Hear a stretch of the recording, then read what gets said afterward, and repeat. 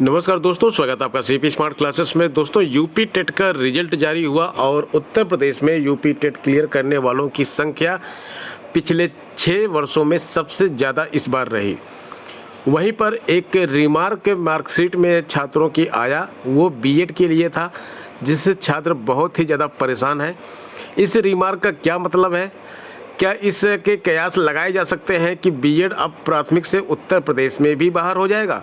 तो छात्रों के इस तरह के बहुत सारे प्रश्न आने लगे और छात्र बोलने लगे कि सर एक वीडियो बना के इसको क्लियर कीजिए। तो इसलिए मैंने ये वीडियो बनाया है, जिससे कि आपकी सभी जो कन्फ्यूजन है इसको लेके वो दूर हो सके।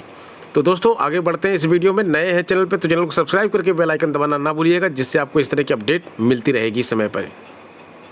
दोस्तों, जब ये रिजल्ट आया तो यहाँ पे 2 स्टार मार्क बने हुए थे। पहले स्टार मार्क में लिखा है कि NIOS से डीएलएड प्रशिक्षणधारी अभ्यर्थियों का परीक्षा फल शासनादेश संख्या, यहाँ पे लिखा हुआ 25/10/2021 के निर्देशानुसार याचिका पड़ी हुई है। ये याचिका संख्या यहाँ पे लिखी हुई है 14812/2021 संदीप मिश्रा व 4 अन्य बनाम उत्तर प्रदेश राज्य व अन्य में पारित माननीय उच्च न्यायालय के आदेश दिनांक 22/10/2021 विरोध विभाग द्वारा योजित की जाने वाली विशेष अपील से पारित अंतिम निर्णय के अनुसार घोषित किया जाएगा। तो ये रिजल्ट जो है डीएलएड NIOS से जो डीएलएड किए थे उनका रिजल्ट रोका गया, पहली बात तो यहाँ पे।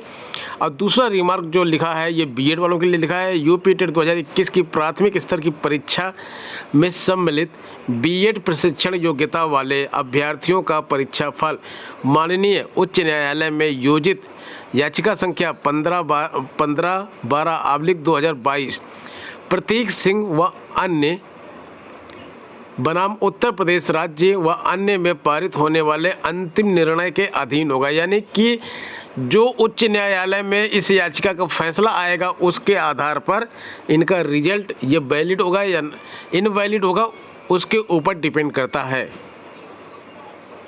दोस्तों, यही वह याचिका है जो प्रतीक मिश्रा के और 4 अन्य के द्वारा दायर की गई है। इसमें देखिए रिट संख्या लिखिए 15/12/2022 लिखा गया है और इसमें आगे लिखा गया है कि miss Tanya Pandey learned counsel for the petitioner submits that the state government is on the verge of declaring the result and declaring of the result would have an impact on the pending writ petition.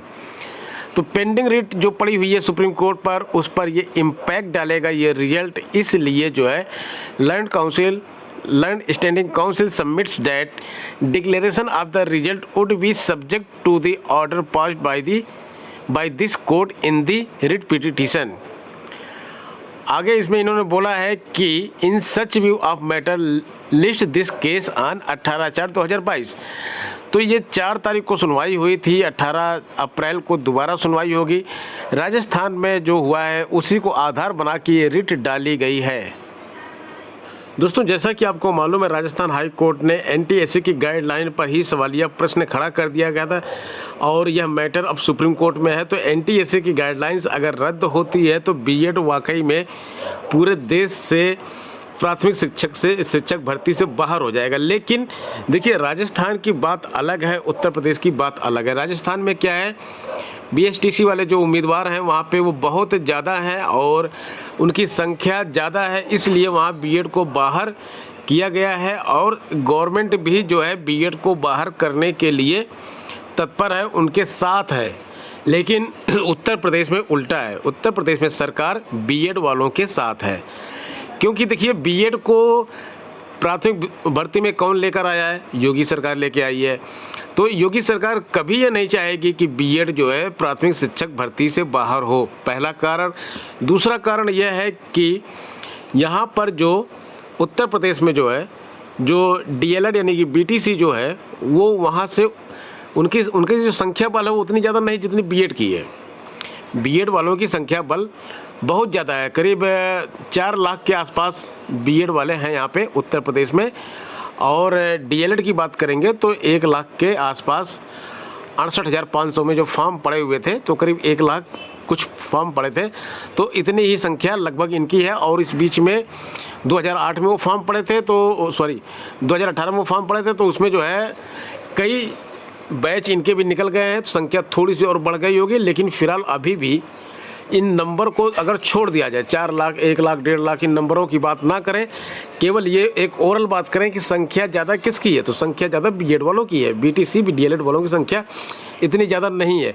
और एक कारण और है, 68,500 भर्ती का हस्र हम सब देख चुके हैं। 68,500 में केवल डीएलएड वाले बैठे थे और योग्य उम्मीदवार नहीं मिले। 22,000 के आसपास सीटें बाहर चली गई, रिक्त चली गई, उस पर भर्ती नहीं हो पाई। रिजल्ट निकलने के बाद मेरिट पे भर्ती होती, लेकिन यहाँ मेरिट में बैठने के लिए छात्र ही नहीं थे। जितनी सीटें हैं उससे बहुत कम छात्र परीक्षा में पास हुए, मेरिट का तो सवाल ही नहीं उठता। तो अब यहाँ पे जो है परिस्थितियाँ चेंज हो सकती हैं। यहाँ पे ऐसा नहीं है कि जैसा राजस्थान में होगा वैसे यहाँ पे हो जाएगा। इसलिए बीएड के उम्मीदवारों को धैर्य रखना चाहिए और इनको बिल्कुल हताश और निराश नहीं होना चाहिए कि यहाँ भी बीएड जो है प्राथमिक से बाहर हो जाएगा। अभी ऐसा कुछ नहीं है। और इस रिमार्क का मतलब देखिए, कोई भी अगर सरकारी काम होता है, कोई रिजल्ट जारी करना है या फिर कोई कुछ भी करना होता है, कोई आदेश पारित करना होता है, तो उसमें अगर कुछ भी कहीं पे केस चल रहा होता है, शायद उसका कोई इम्पैक्ट आए या ना आए, लेकिन एक रिमार्क वहाँ पे डाल दिया जाता है फेल एंड सेफ पर्पस के लिए। फेल एंड सेफ पर्पस के लिए एक रिमार्क डाल दिया जाता है कि इन फ्यूचर अगर 0.01% भी उम्मीद है उस चीज़ की, तो अगर वो होगा तो हमने रिमार्क एक डाल रखा है, हमारा काम बन जाएगा, हम उसके लिए दोषी नहीं ठहराए जाएंगे। सरकारी अधिकारियों को भी अपनी नौकरी बचानी होती है, उनको भी फूंक फूंक के कदम रखना पड़ता है।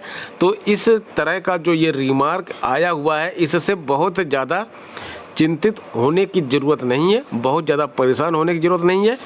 बाकी बीएड वालों के लिए तो आगे भी जो यहाँ पे प्राथमिक शिक्षक भर्ती है उसमें तो गोल्डन चांस इनके पास है ही। इसके साथ साथ टीजीटी है, पीजीटी है और एलटी ग्रेड की भर्ती भी इनको मिल जाती है, उसमें भी ये शामिल होते हैं और उसकी भी अच्छी खासी वैकेंसी आती है। तो सब मिला के बीएड के छात्रों को परेशान होने की ज़रूरत नहीं है और बस जो कुछ है वो समय के साथ साथ दुरुस्त हो जाएंगी चीज़ें और आप तैयारी कीजिए। फिलहाल सुपर टेट की अभी कहीं पे कोई बात नहीं चल रही है, तो सुपर टेट तो वैसे भी छात्र तैयारी नहीं कर रहे हैं। तैयारी कीजिए आप टीजीटी की, एलटी ग्रेड की तैयारी कीजिए, जिससे आप हायर साइड में जाके शिक्षक बने। प्राथमिक से ऊपर जाके शिक्षक बनेंगे, माध्यमिक में बनेंगे, राजकीय में शिक्षक बनेंगे, तो ये आपके लिए ही फ़ायदेमंद होगा। दोस्तों इस वीडियो में इतना ही, मिलते हैं नेक्स्ट वीडियो में कुछ नई अपडेट, कुछ नई जानकारी के साथ। बने रहे आप सीपी स्मार्ट क्लासेस के साथ। धन्यवाद।